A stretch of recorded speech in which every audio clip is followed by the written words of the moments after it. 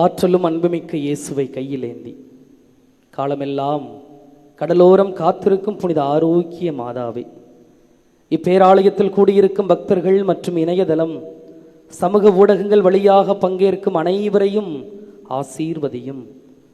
இவர்களின் மனம் சோர்ந்து போகும்போது பால்கார பாலகனின் பால் குடத்தை பொங்கச் செய்தது போல இவர்களின் மனங்களையும் மகிழ்ச்சியால் பொங்க வையும்.